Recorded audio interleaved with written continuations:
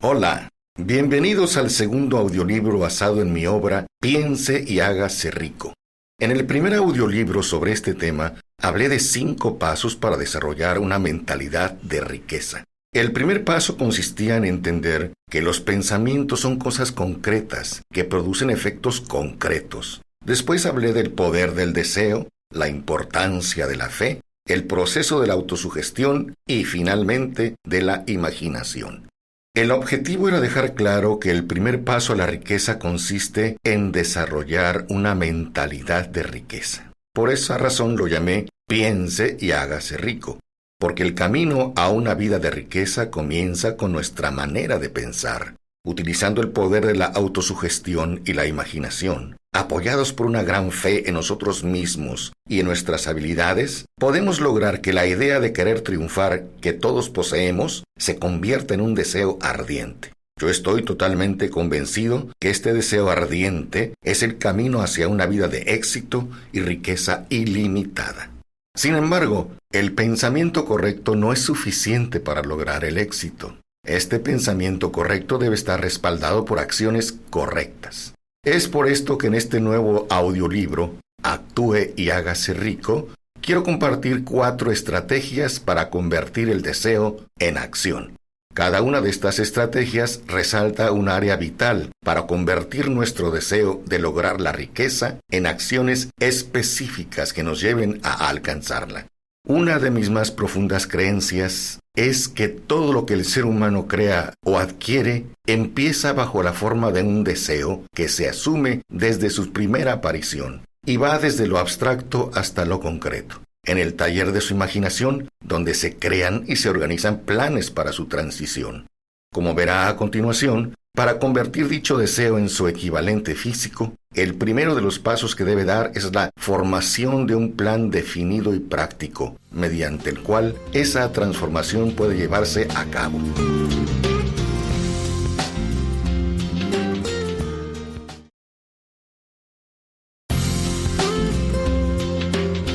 Primera estrategia: la planificación organizada. Muchos deseos nunca logran convertirse en realidad porque las personas no toman el tiempo necesario para desarrollar un plan claro para su logro. En los siguientes minutos, Napoleón Hill nos hablará de cómo concretar dicho plan y cuál es el ámbito de trabajo más adecuado para usted para convertirse en un líder y hacer mucho dinero en muy poco tiempo. Escuchemos. Quiero empezar diciendo que si el primer plan que usted adopta no funciona con éxito, eso solo quiere decir que es posible que necesite revisarlo y hacer algunos ajustes o cambios. Así que hágalo. Cámbielo por uno nuevo si es necesario. Y si este nuevo plan tampoco funciona, vuelva a cambiarlo por otro. Y así sucesivamente hasta que encuentre el plan que dé resultado. Aquí se encuentra la causa principal de que la mayoría de las personas fracasen. Ellas olvidan desarrollar nuevos planes para sustituir los que no funcionan. Tenga presente este hecho, y cuando sus planes fallen, recuerde que un fracaso temporal no es lo mismo que un fracaso permanente. Un fracaso indica solo que los planes no eran buenos. Haga otros. Vuelva a empezar todo de nuevo. El fracaso temporal debe significar solo una cosa: la certidumbre de que hay algo que no funciona en lo planificado.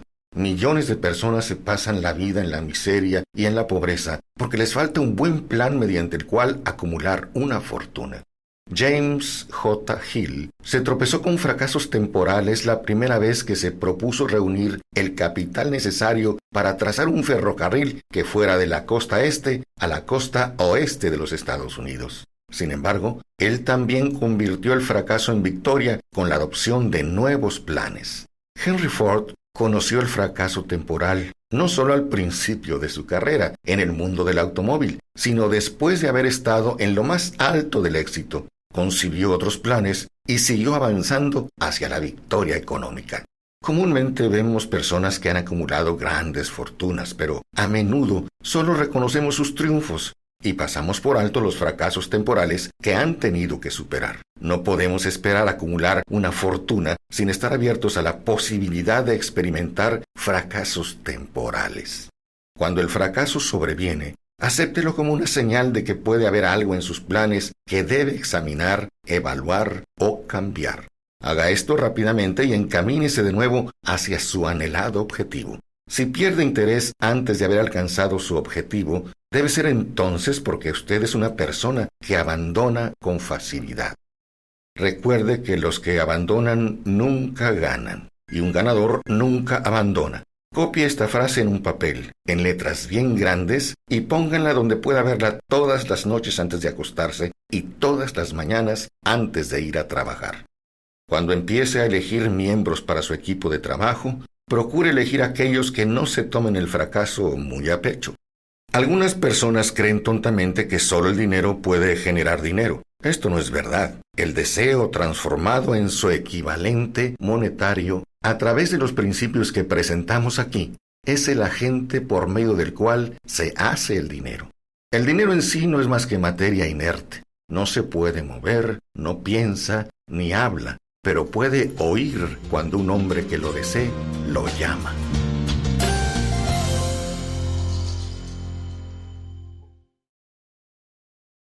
La planificación inteligente es esencial para el éxito de cualquier empresa ideada con el fin de acumular riquezas.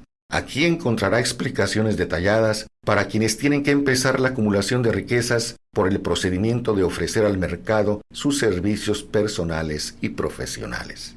Casi todas las grandes fortunas empezaron en forma de compensación por servicios personales prestados o por la venta de una idea. ¿Qué más aparte de las ideas y de los servicios personales tiene alguien sin propiedades para ofrecer a cambio de riqueza? Mirando en general el mundo de los negocios y el mercado laboral, podríamos decir que hay dos tipos de personas. A unas se les conoce como líderes y a otras como seguidores.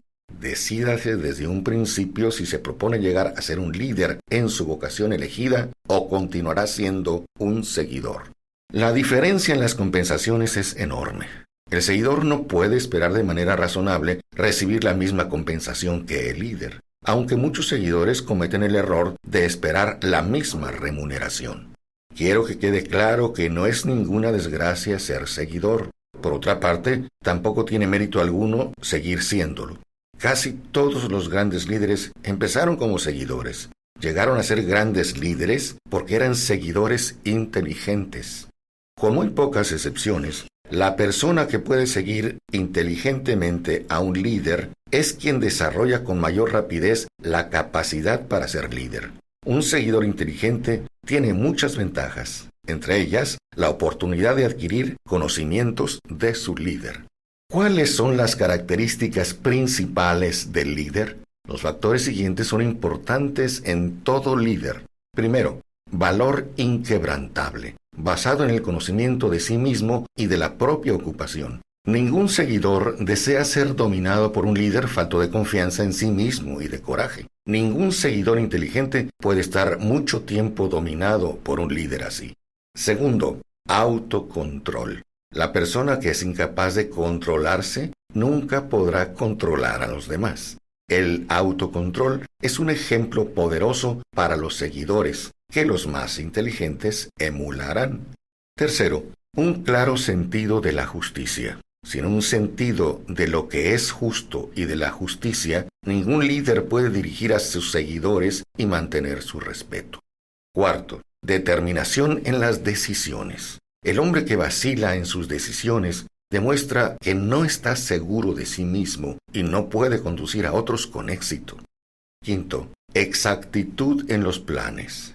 El líder que tiene éxito debe planificar su trabajo y trabajar su plan. Un líder que se mueve por conjeturas, a ojo, sin planes prácticos ni precisos, es comparable a un barco sin timón. Tarde o temprano acabará contra los arrecifes. Sexto, el hábito de hacer más de lo que le corresponde. Uno de los inconvenientes del liderazgo es el hecho de que el líder debe estar dispuesto a hacer más de lo que exige a sus seguidores. Séptimo, personalidad agradable. La categoría de líder requiere respeto. Los seguidores no respetarán a un líder que no destaque en todos los factores que conforman una personalidad agradable. Octavo, empatía y comprensión. El líder de éxito debe ser comprensivo con su equipo de trabajo. Noveno, dominio del detalle. Un liderazgo eficaz exige el dominio de los detalles de la posición del líder. Décimo, disposición a asumir toda la responsabilidad. El líder de éxito debe estar dispuesto a asumir toda la responsabilidad por los errores y por los descuidos de su equipo. Si trata de eludir esta responsabilidad, dejará entonces de ser líder.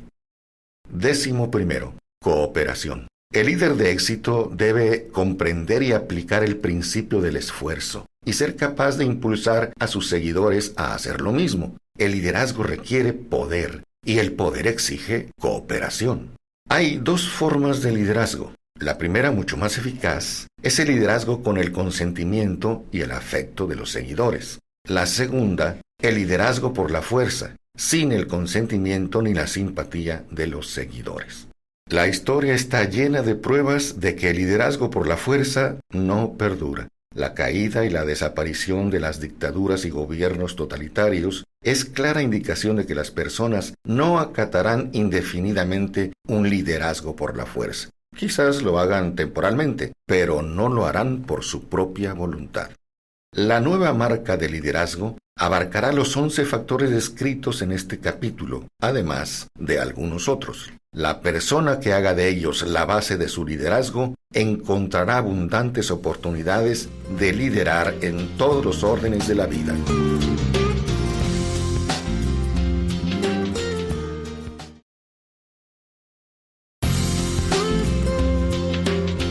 Después de ver algunas de las características principales del líder, Napoleon Hill nos hablará de las 10 causas principales del fracaso en el liderazgo. Escuchemos con atención, ya que ellas son tan relevantes hoy como cuando el autor escribió su obra por primera vez.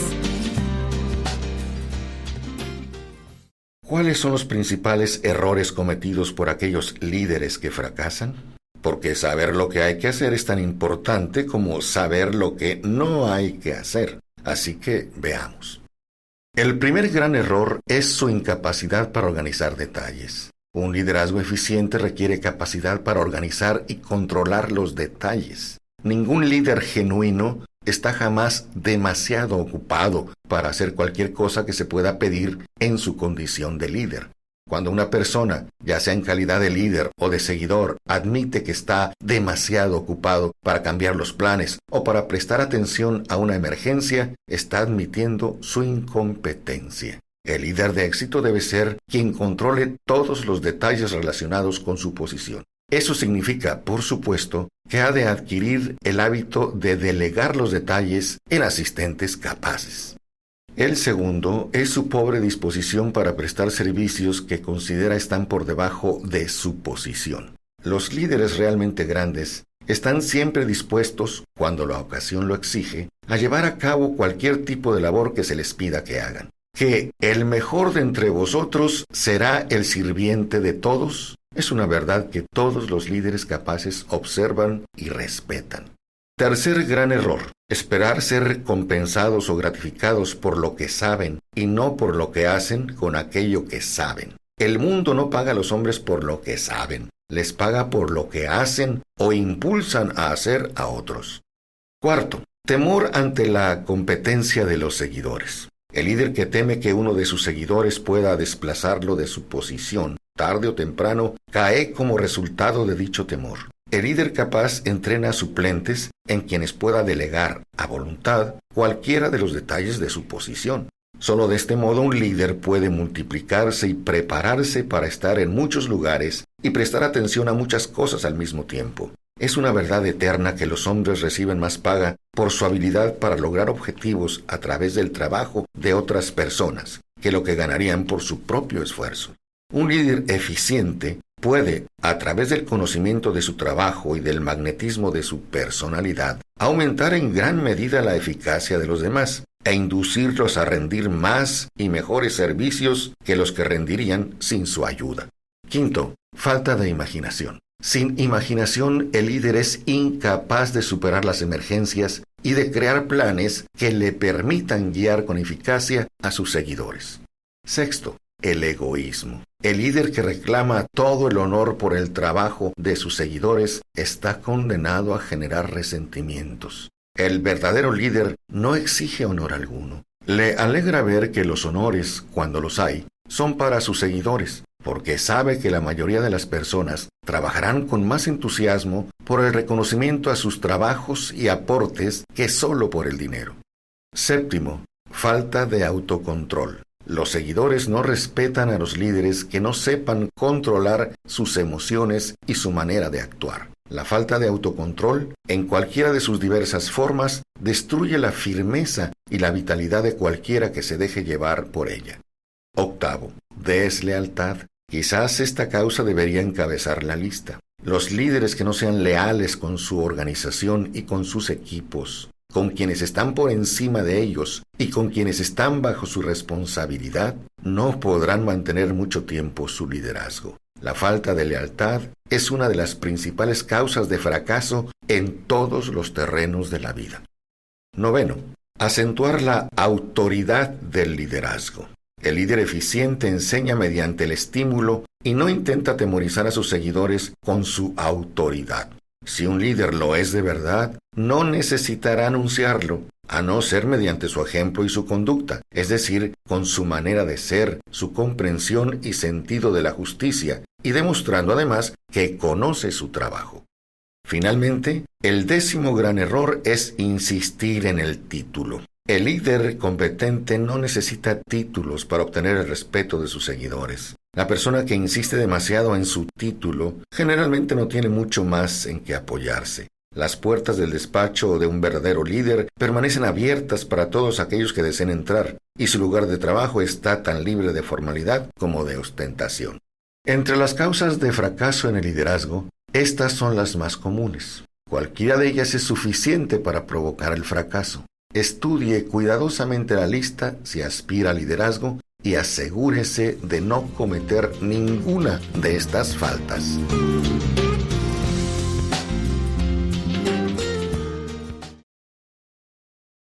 ¿Cuál es la cifra de su CCE? ¿Qué es CCE?, se preguntará usted. Estas 3 letras representan las 3 variables responsables por cómo valore el mercado su trabajo. Como explicaba en la sesión anterior, la mayoría de las grandes fortunas empezaron en forma de compensación por servicios personales prestados. Ahora bien, cada persona debe ser su propia vendedora de servicios personales. La fórmula CCE representa la calidad y la cantidad de los servicios prestados y el espíritu o actitud de quien los presta. Estas variables determinan en gran medida la remuneración y la duración del empleo. Para comercializar eficazmente los servicios personales, lo cual significa un mercado permanente a un precio satisfactorio y en condiciones agradables, uno debe adoptar y seguir la fórmula CCE, que significa que la calidad más la cantidad más el adecuado espíritu de cooperación dan como resultado una perfecta venta de servicios. Recuerde la fórmula CCE, pero haga algo más, aplíquela siempre. Vamos a analizar la fórmula para asegurarnos que entendemos exactamente lo que significa. La calidad del servicio debe ser entendida en el sentido de realizar cada detalle que se relacione con su cargo de la manera más eficiente posible, teniendo siempre presente como objetivo una mayor eficacia. La cantidad del servicio se ha de entender en el sentido del hábito de prestar la totalidad del servicio del cual usted es capaz en todo momento, con el propósito de incrementar la cantidad de servicios prestados a medida que su habilidad aumente con la práctica y la experiencia. Vuelvo a insistir en la palabra hábito. El espíritu de servicio se ha de entender en el sentido de hábito de una conducta agradable y armoniosa que induzca la cooperación de todas las personas involucradas. Adecuar la calidad y la cantidad del servicio no basta para mantener un mercado permanente para sus servicios. la conducta o el espíritu con que usted preste el servicio es un fuerte factor de determinación relacionado tanto con la remuneración que usted recibe como con la duración del empleo. Andrew Carnegie resaltó este punto más que otros en relación con su descripción de los factores que conducen al éxito en la comercialización de servicios personales, insistiendo reiteradamente en la necesidad de una conducta armoniosa. Subrayó el hecho de que él no conservaría a ningún hombre, por más abundante que fuera la cantidad o eficiente la calidad del trabajo, a menos que trabajase con un espíritu de armonía. Carnegie insistía en que sus hombres fuesen corteses y agradables. Para demostrar que asignaba un elevado valor a esa cualidad, ayudó a enriquecerse a muchos hombres que se ajustaban a sus normas. Los que no lo hacían tenían que dejar su lugar a otros. La importancia de una personalidad agradable se destaca porque es un factor que le permite a uno prestar servicios con el espíritu adecuado. Si uno tiene una personalidad que agrada y presta sus servicios con espíritu de armonía, estas son las ventajas que suelen compensar deficiencias tanto en la calidad como en la cantidad del servicio ofrecido. Nada, sin embargo, puede sustituir con éxito a una conducta agradable. La persona cuyos ingresos totales se derivan de la venta de servicios personales no es comerciante en menor medida que el hombre que vende bienes de consumo. Y bien se podría añadir que una persona así está sometida a las mismas reglas de conducta que el comerciante que vende mercancías.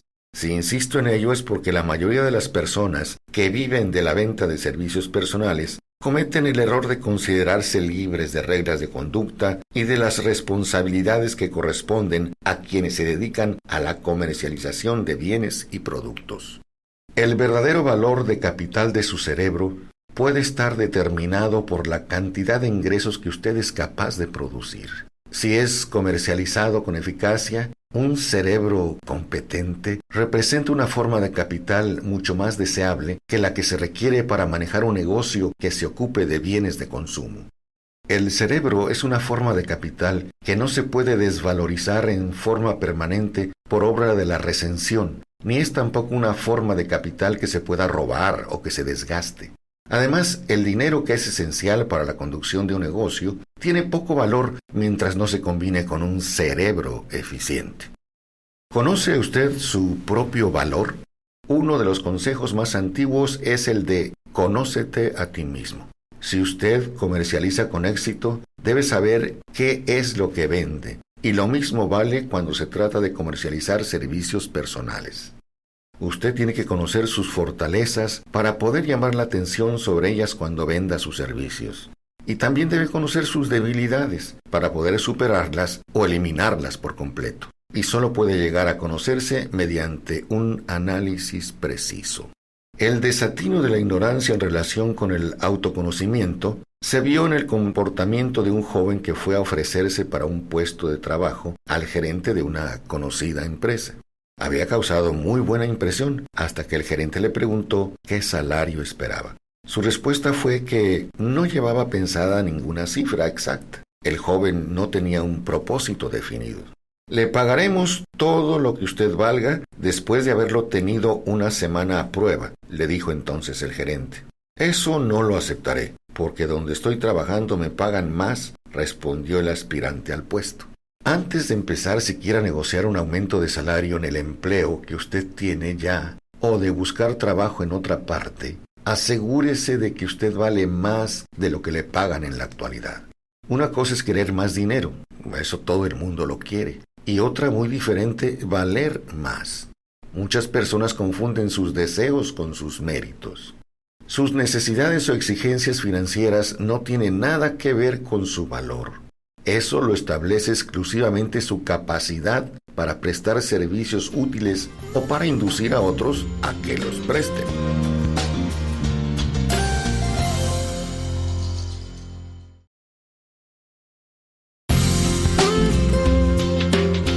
La segunda estrategia para poder ir del deseo ardiente a la acción específica y por ende a la riqueza es la decisión. En esta sesión, Napoleón Hill le mostrará cómo cristalizar una idea u opinión y convertirla en decisión, y cómo actuar en consecuencia. Después de escucharlo, usted también entenderá cómo y cuándo cambiar una decisión para obtener un mayor beneficio. El análisis efectuado sobre más de 25,000 hombres y mujeres que habían experimentado el fracaso puso de manifiesto el hecho de que la falta de decisión era casi siempre el motivo que encabezaba la lista de las causas más comunes del fracaso. La dilación, lo contrario de la decisión, es un enemigo común que debe superar casi cada ser humano. Tendrá la oportunidad de poner a prueba su capacidad para tomar decisiones rápidas y concretas cuando termine de escuchar este audiolibro y esté preparado para poner en práctica los principios descritos aquí. El análisis de varios cientos de personas que habían acumulado fortunas que superaban en mucho la marca del $1,000,000 puso de manifiesto el hecho de que cada una de ellas tenía el hábito de tomar decisiones con rapidez y de cambiarlas con lentitud, si se veía la necesidad de cambiarlas. Las personas que no logran acumular dinero tienen, sin excepción, el hábito de tomar decisiones, si es que las toman, de modo muy lento, y de cambiar estas mismas decisiones con rapidez y a menudo. Una de las cualidades más notables de Henry Ford era su costumbre de tomar decisiones rápidas y definitivas, y de cambiarlas con lentitud. Esta cualidad era tan pronunciada en el señor Ford que le hizo ganarse la reputación de ser un hombre obstinado. Fue precisamente esa cualidad la que le indujo a continuar la fabricación de su famoso modelo T, el coche más feo del mundo, en un momento en que todos sus consejeros y muchos de los compradores del coche le estaban pidiendo que lo cambiara. Quizá el señor Ford se retrasó demasiado en efectuar el cambio, pero la otra cara de la moneda es que la firmeza de su decisión le permitió ganar una enorme fortuna antes de que se hiciera necesario cambiar el modelo. No cabe la menor duda de que la costumbre del señor Ford de tomar decisiones definitivas llegó a asumir la proporción de la obstinación. Pero esa misma cualidad es preferible a la lentitud cuando llega la hora de tomar decisiones y a la rapidez a la hora de cambiarlas. A continuación, quiero darle algunos consejos sobre la toma de sus propias decisiones. La gran mayoría de la gente que no logra acumular dinero suficiente para cubrir sus necesidades suele verse, por lo general, fácilmente influida por las opiniones de los demás. Esas personas permiten que los periódicos y los chismes de los vecinos influyan en sus ideas. Las opiniones son los bienes más baratos que existen sobre la tierra. Todo el mundo tiene un montón de opiniones preparadas para comunicárselas a cualquiera que se muestre dispuesto a aceptarlas. Si usted se deja influir por las opiniones, cuando se trata de tomar decisiones, no tendrá éxito en ninguna empresa, y mucho menos en la de transformar su propio deseo en dinero. Si usted permite que las opiniones de los demás lo influyan, llegará a no tener deseos propios. Cuando empiece a poner en práctica los principios descritos en este libro, guíese por su propio consejo, tome sus propias decisiones y aténgase a ellas. Preste atención solo a los miembros de su equipo de trabajo y asegúrese de haberlos escogido bien, eligiendo solo a aquellos que estén en completa armonía con su propósito y que muestren simpatía por él. A menudo los amigos íntimos y los parientes le ponen obstáculos a uno por medio de opiniones, aunque esa no sea su intención. A veces lo hacen incluso a través de comentarios sarcásticos y burlescos. Hay miles de mujeres y hombres que sufren de complejos de inferioridad durante toda la vida debido precisamente a que alguna persona bien intencionada, pero ignorante, destruyó la confianza en ellos mismos mediante las opiniones o el ridículo. Usted dispone de un cerebro y de una mente propias. Utilícelos y tome sus propias decisiones. Si lo que necesita son los actos o la información de otras personas que le permitan tomar sus decisiones, como le sucederá en numerosos casos, impulse esos actos o asegúrese con discreción de esa información que necesita sin descubrir cuáles son sus propósitos. Una de las características de las personas que tienen solo conocimientos elementales o escasos es que intentan dar la impresión de que poseen muchos conocimientos. En general, esas personas hablan demasiado y saben escuchar muy poco. Mantenga los ojos y los oídos bien abiertos y la boca cerrada si lo que desea es adquirir el hábito de una toma de decisiones rápida. Quienes hablan mucho, hacen bien poco. Si usted habla mucho más de lo que escucha, no solo se privará a sí mismo de muchas oportunidades de acumular conocimientos útiles, sino que también habrá puesto sus planes y propósitos al descubierto ante personas a las que les encantará desilusionarle porque, en el fondo, lo envidian. Recuerde también que cada vez que abra la boca en presencia de una persona que posea una gran abundancia de conocimientos, estará desplegando ante ella su reserva exacta de conocimientos propios, o su falta de la misma. La verdadera sabiduría se manifiesta sobre todo en la modestia y el silencio. Tenga en cuenta el hecho de que cada persona con la que usted se asocie estará buscando, como usted mismo, la oportunidad de acumular dinero. Si habla con demasiada libertad acerca de sus planes, quizás se sienta sorprendido al enterarse de que alguna otra persona se le ha adelantado para alcanzar el objetivo que usted se había propuesto alcanzar, poniendo en práctica los mismos planes acerca de los cuales usted habló con tanta imprudencia. Que una de sus primeras decisiones sea la de mantener cerrada la boca y abiertos los ojos y los oídos. Como una forma de recordarle este consejo, sería útil que copiara el siguiente epigrama en letras mayúsculas y lo colocara allí donde pueda verlo cada día. Dígale al mundo lo que intenta hacer, pero llévelo a cabo antes de decirlo. Esto es algo así como decir, lo que cuenta son los hechos y no las palabras.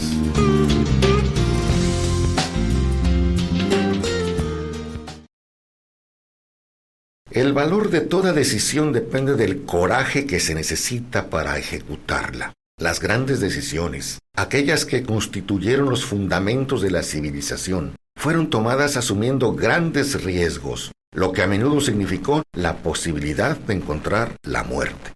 La decisión de Lincoln de promulgar su famosa Declaración de la Emancipación, mediante la que se otorgaba la libertad a los esclavos en Estados Unidos, la tomó a sabiendas de que ese acto pondría en su contra a miles de amigos y partidarios políticos. La decisión de Sócrates de aceptar ser condenado a muerte en lugar de comprometer sus principios fue un acto de gran valentía. Se adelantó 1000 años a su tiempo y dio el derecho a la libertad de pensamiento y de palabra a todos los que no habían nacido aún. Sin embargo, como estadounidense, ninguna historia es mejor ejemplo de valor que la de aquellos 56 hombres que se arriesgaron a la horca. No ha habido decisión más importante en lo que se refiere a los ciudadanos de lo que más tarde sería Estados Unidos que la que se tomó el 4 de julio de 1776 en Filadelfia, cuando 56 hombres estamparon sus firmas en un documento que, como muy bien sabían, aportaría la libertad a todos los norteamericanos o bien los condenaría a la horca. Sin duda alguna, habrá oído hablar de ese famoso documento, aunque tal vez no haya extraído del mismo la gran lección de logro personal que nos enseña de un modo tan sencillo. Muchos recuerdan la fecha en que esa gran decisión fue tomada, pero pocos se dan cuenta del valor que se necesitó para ello. Recordemos nuestra historia tal y como nos la enseñan. Recordamos las fechas, los lugares y los nombres de los hombres que lucharon como Yorktown o George Washington. Pero en realidad sabemos muy poco acerca de la fuerza real que había detrás de estos nombres, fechas y lugares o del poder intangible que nos aseguró la libertad mucho antes de que los ejércitos de Washington llegaran a Yorktown. Representa casi una tragedia que los historiadores hayan pasado por alto el hacer la más mínima referencia al poder irresistible que dio el nacimiento y libertad a esta nación. Y digo que eso es casi una tragedia porque precisamente se trata del mismo poder que todo individuo debe utilizar para superar las dificultades que se le presenten en la vida. Revisemos, aunque solo sea de forma muy breve, los acontecimientos que dieron lugar a este poder. La historia comienza con un incidente ocurrido en Boston el 5 de marzo de 1770. Los soldados británicos patrullaban por las calles, amenazando a los ciudadanos con su sola presencia. Los colonos empezaron a expresar abiertamente su resentimiento por este hecho, arrojando piedras y profiriendo insultos contra los soldados que patrullaban, hasta que el oficial al mando dio la orden: «¡Alisten sus bayonetas! ¡Carguen!». La batalla que comenzó en ese momento dejó muchos muertos y heridos. El incidente provocó tal resentimiento que la Asamblea Provincial, compuesta por colonos importantes, convocó una reunión con el propósito de emprender alguna acción concreta. Dos de los miembros de esta asamblea fueron John Hancock y Samuel Adams. Tomaron la palabra y hablaron con valentía, señalando que debían organizar un movimiento para expulsar de Boston a todos los soldados británicos. Debemos recordar que eso fue una decisión surgida en la mente de dos hombres, lo que podemos considerar como el principio de la libertad que todos disfrutamos ahora en Estados Unidos. Tampoco podemos olvidar que la decisión de esos dos hombres exigía fe y coraje, porque era una decisión que entrañaba peligros.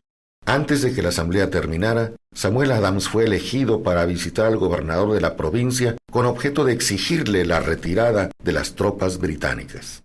La petición fue aceptada y los soldados se retiraron de Boston, pero el incidente no quedó resuelto por ello. Había provocado una situación cuyo desenlace estaría destinado a cambiar el mundo de toda una civilización. Richard Henry Lee adquirió un papel importante en esta historia. Él y Samuel Adams se comunicaban entre sí con frecuencia, por correspondencia, compartiendo temores y esperanzas acerca del bienestar del pueblo en sus provincias respectivas. A raíz de esta práctica, Adams concibió la idea de que un intercambio mutuo de cartas entre las 13 colonias podría ayudar a producir la coordinación de esfuerzos que tanto necesitaban en relación con la solución de sus problemas. 2 años después del enfrentamiento con los soldados británicos en Boston, en marzo de 1772, Adams presentó esta idea ante la Asamblea, en forma de una propuesta para que se estableciera un comité de correspondencia entre las colonias, que contara con corresponsales nombrados en cada una de las colonias con el propósito de una cooperación amistosa para la mejora de las colonias de la América Británica. El comité de correspondencia fue creado. Hasta ese momento, los ciudadanos de las colonias habían estado desarrollando una desorganizada oposición física contra los soldados británicos a través de incidentes similares a los tumultos de Boston. Pero de todo ello no se había derivado ventaja alguna. Sus agravios individuales no habían sido solidificados bajo un equipo de trabajo. Ningún grupo de individuos tenía puestos sus corazones, mentes, almas y cuerpos juntos en una decisión concreta para solucionar de una vez por todas su dificultad con los británicos, hasta que Adams, Hancock y Lee se pusieron a trabajar juntos. Mientras tanto, los británicos tampoco permanecieron de brazos cruzados. También ellos se dedicaron a efectuar alguna planificación y a formar equipos de trabajo propios con la ventaja de contar con el apoyo del dinero y de un ejército organizado. La corona británica nombró un nuevo gobernador y uno de sus primeros actos fue llamar a Samuel Adams con el propósito de intentar detener su oposición por las buenas o por las malas. La conversación mantenida entre el coronel Fenton, el mensajero enviado por el nuevo gobernador, y el propio Adams fue algo así: «Señor Adams, he sido autorizado por el gobernador para asegurarle que él ha sido dotado de amplios poderes para conferirle a usted tantos beneficios como le sean satisfactorios, con la condición de que abandone usted su oposición a las medidas del gobierno». Este fue un intento de ganarse a Adams con la promesa de sobornos. El gobernador le aconseja que no continúe disgustando a su majestad. Recuerde que su conducta le hace acreedor a los castigos previstos en una ley del rey, por la que se le puede enviar a Inglaterra a ser juzgado y condenado por traición a discreción del gobernador. Sin embargo, si usted cambia su línea política, no solo obtendrá grandes ventajas personales, sino que también estará en paz con el rey. Samuel Adams tenía que escoger entre dos decisiones: cesar en su oposición y recibir recompensas personales por ello, o continuar y correr el riesgo de ser ahorcado.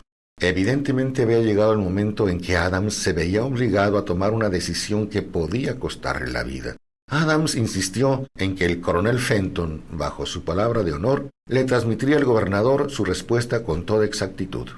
La contestación de Adams fue: «Dígale al gobernador que confío desde hace mucho tiempo en estar en paz con el Rey de Reyes.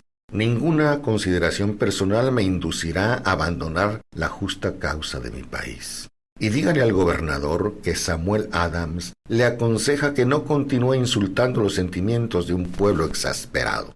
Cuando el gobernador recibió la punzante respuesta de Adams, montó en cólera y promulgó una proclama en la que se decía: el abajo firmante, en nombre de su majestad, ofrece y promete su perdón a todas aquellas personas que a partir de ahora abandonen las armas y regresen a los deberes propios de súbditos pacíficos. Las únicas excepciones del beneficio de tal perdón son Samuel Adams y John Hancock, cuyas ofensas han sido tan grandes que no admiten otra consideración que la de un adecuado castigo.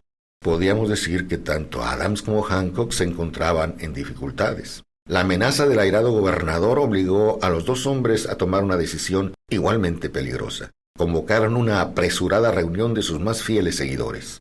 Una vez que todos estuvieron presentes, Adams cerró la puerta con llave, se la metió en el bolsillo y les informó que era imperativo organizar un congreso de los colonos y que nadie abandonaría aquella habitación hasta que se hubiera tomado la decisión de convocar dicho congreso. A este anuncio siguió una gran exaltación. Algunos sopesaron las posibles consecuencias de tal radicalismo. Otros expresaron graves dudas en cuanto a la prudencia y la conveniencia de una decisión tan definitiva que desafiaba claramente a la corona.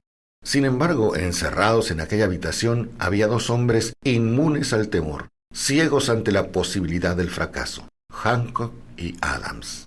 Gracias a la influencia de sus mentes, los demás fueron inducidos a aceptar que se debían establecer acuerdos para convocar el primer Congreso Continental que se celebraría en Filadelfia el 5 de septiembre de 1774.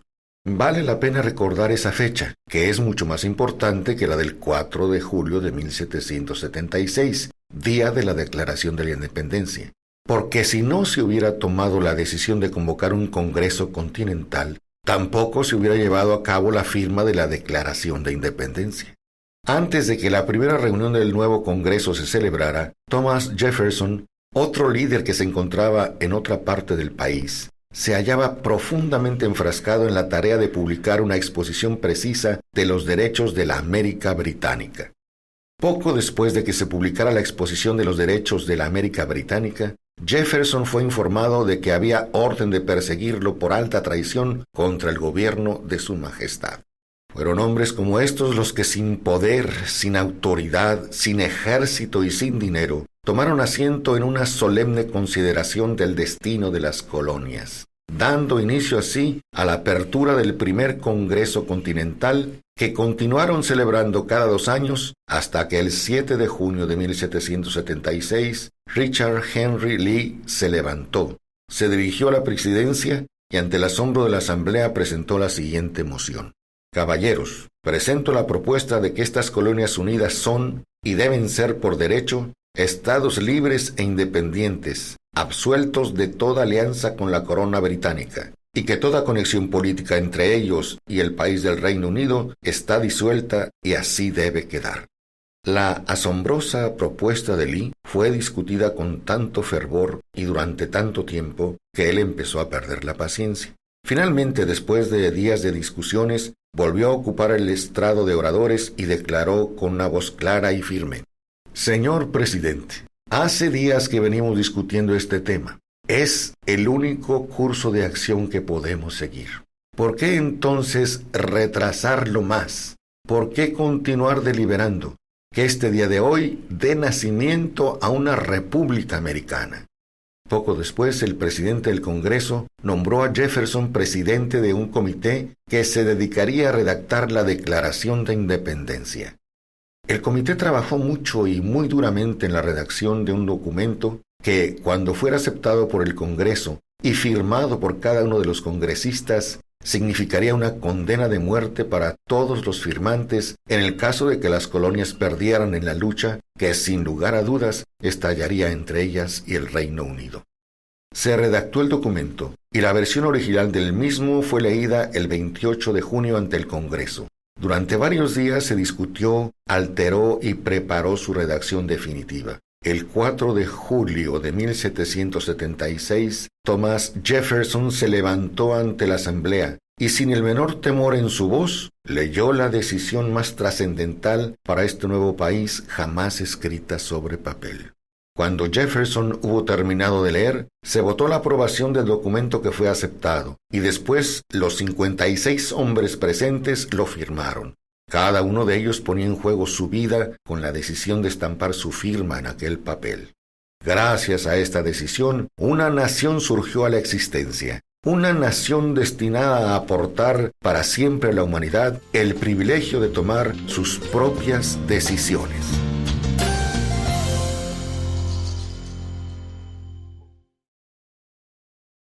Al analizar los acontecimientos que condujeron a la Declaración de Independencia, podemos estar convencidos de que esta nación, que ahora ostenta una posición de respeto y poder entre todos los demás países del mundo, fue el fruto de la decisión de un equipo de trabajo compuesto por 56 hombres. Observe bien el hecho de que su decisión fue lo que aseguró el éxito a los ejércitos de Washington, porque el espíritu de esta decisión estaba en el corazón de cada uno de los soldados que lucharon con él, y sirvió como un poder espiritual que no reconocería lo que es el fracaso. Observe también que el poder que dio la libertad a esta nación es el mismo poder que todo individuo ha tenido que utilizar para alcanzar su autodeterminación. Este poder está hecho a partir de los mismos principios descritos en este audiolibro. No resulta difícil detectar en la historia de la Declaración de Independencia al menos 6 de estos principios: deseo, decisión, fe, perseverancia, equipo de trabajo y planificación organizada. Así que sepa lo que quiere y en general lo conseguirá. A través de estos principios se encontrará que el pensamiento, apoyado por un fuerte deseo, tiene una tendencia a transformarse en su equivalente físico.